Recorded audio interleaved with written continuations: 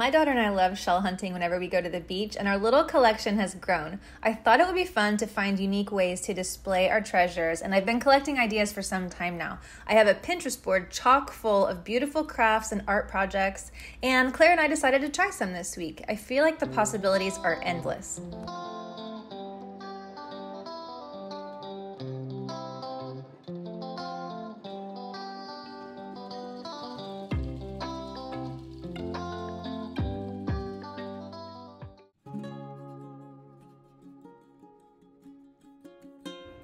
Today, Claire and I are going to start a little shell craft. We're going to make a pattern with the shells and then frame it. These are some shells that we have found at the beach, and we'll see what we come up with.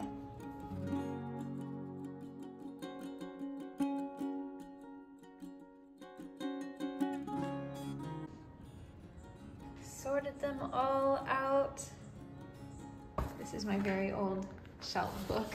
It's Florida shells. Which one? Yeah. The kids did clay last night right on the table. By the way, these are press-on nails. They are Glamnetics. So exciting. I keep my favorite shells here in the office in this jar. Found most of these on Sanibel Beach. Just to mention, if you do see a sand dollar and it's still gray and it's still alive, we always put it back, but these were washed up on shore when we took them. I didn't realize my pattern was shaped like a cross until afterward. It reminded me of a legend I heard once of the sand dollar. There are 5 holes. 4 represent the nail holes in Jesus' hands and feet as he was nailed to the cross, and the 5th made from a Roman soldier's spear. On one side, a poinsettia reminds us of his birth, and on the other side is an Easter lily reminding us of his resurrection. There's a star in the center that led the wise men to Bethlehem, and if you break open the center, you will release 5 doves of peace and goodwill. Good job.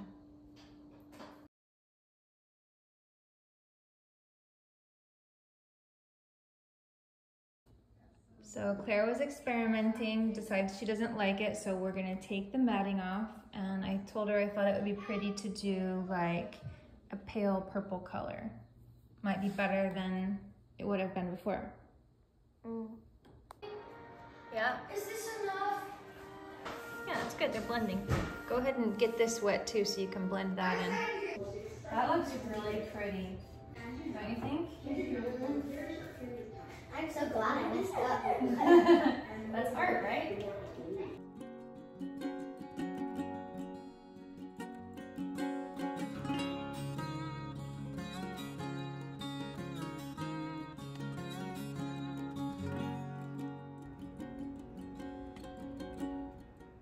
Today I'm going to try my hand at making a scallop planter. I did raid my favorite little collection and found a bunch of these, and I'm going to glue them on here. We'll see how it turns out. I found 39 of these scallops, and I have this little pot that I'm going to repurpose, and I'm going to hot glue them on here. We'll see how many it takes, and I've kind of organized them by size and then varied the color a little bit. Okay, I think I don't have enough of these big ones. I think I'm going to stick with these. I think I'll start with the biggest on the bottom and then work my way up. I'm not exactly sure how I'm gonna do it. We'll give it a go. It's okay, I can do music over this part.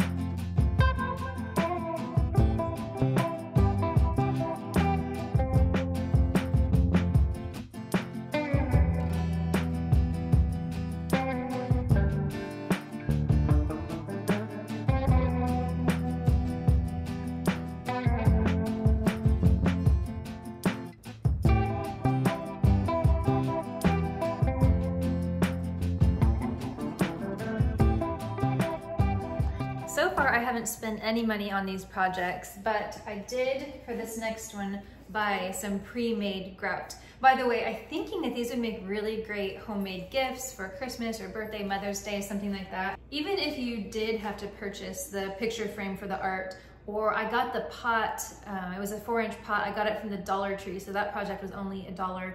And the frame, one of the frames was from IKEA at $4. So still, they're really affordable. But basically, you could just look around your house and see what you already have. So for this next project, I've seen some very cool shell, do you mind, shell pots.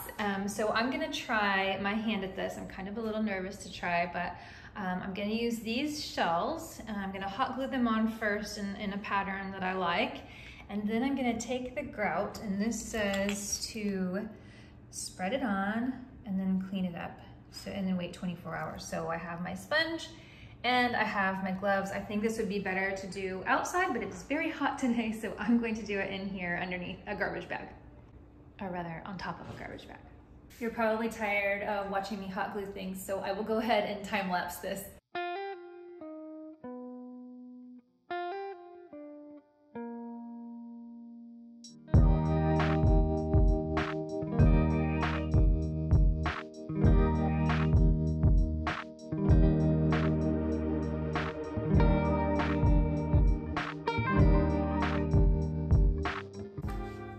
So I knew that I wanted these white ones to go on top, so I measured, made sure I had enough, and now I'm going around and placing the bigger ones, kind of spacing those out around, and the hot glue is holding them on pretty well here.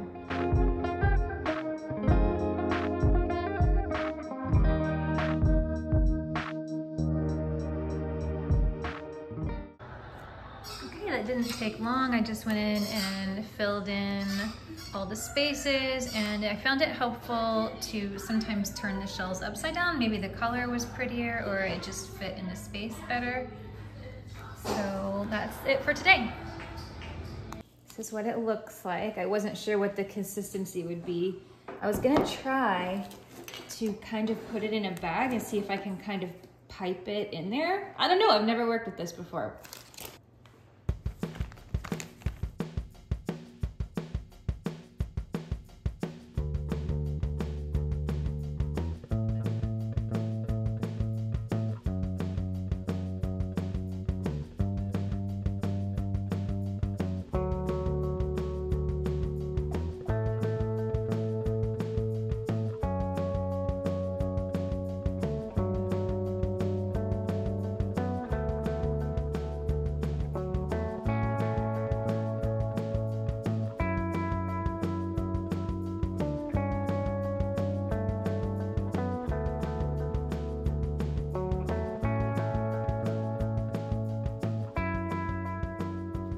Overall, I'm really happy with the way this turned out. It wasn't really that difficult to do. I just took my time and wiped the shells off a little as I went.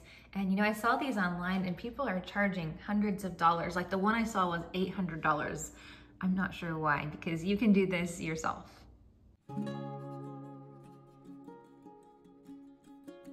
Our last project, we're going to use this air dry clay and make a little jewelry or trinket dish. So she learned in art class that first you make a ball, right? Yeah. And then what do? You smush it down? Wait, then you have to do like, you dig it in with your thumbs and crab it like all around. Okay. Oh, I saw a crack at the bottom. Oops.